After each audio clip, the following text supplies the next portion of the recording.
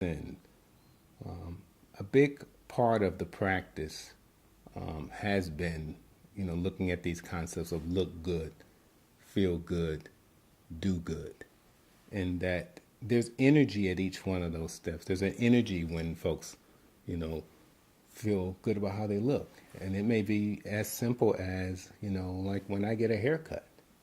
I mean, something that simple as a haircut. There's energy that comes from that, and that energy can take you to a place of feeling good. And we like to think that that feel good energy can really help people become more health mindful. But one of the challenges, with a lot of where modern society is that it kind of operates around just look good, feel good, and a lot of the wellness industry kind of operates around that construct: look good, feel good. But the problem is that feel good is not sustainable if it's just there. And we notice a lot of times, even my practice, patients and folks that are feeling good, when they lose a little bit of that feel good, there's the inclination to say, well, how do I get this back?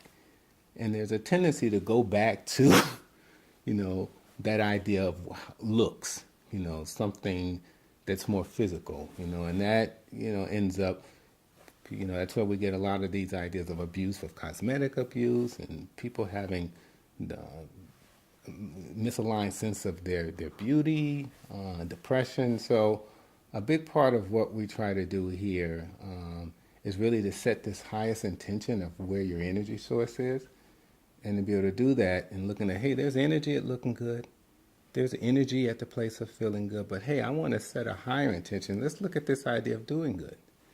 And when we look at the energy that you can get from doing good, that plays into sort of your identity, your unique identity. And we all have a sort of unique purpose for being here. There are unique talents that, that God's given us. And those folks that really, I say, tap into that do-good energy, they've sort of found a sense of, what's my little thing? What is it that I'm supposed to be doing, and how do I do good with it? And when you tap into that, that becomes an amazing kind of restorative and regenerative energy source.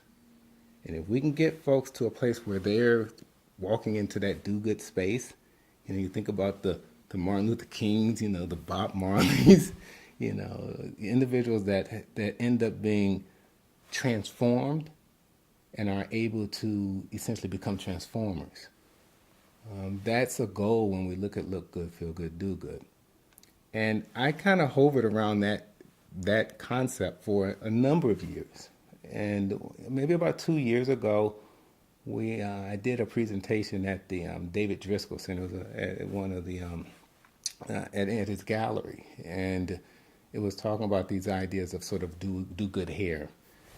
And I met with my pastor before the presentation, and to sort of give him a little outline of what we were going to be talking about. And as he looked at the look good, feel good, do good, he's like, yeah, this is it, I get this, but there's something beyond this that you got to be thinking about, because all those people that do good aren't necessarily good.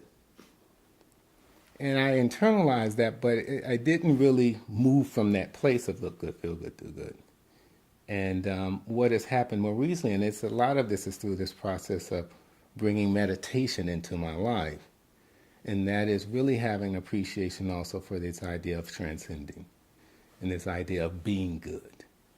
So, when we look at these ideas of the ultimate energy and the ultimate ability to have creative capacity and a regenerative capacity, it does come from being able to dig and dive deep within. And, meditation and the ability to have a technique that allows, me to go in, has really really facilitate my ability to see these ideas of what is beyond doing good, and that is this idea of being good. So, the idea of transitioning, transforming, and then ultimately transcending, that is where there's true wholeness. So it becomes, I think very fulfilling for me that have a practice construct that really helps people move through those different phases.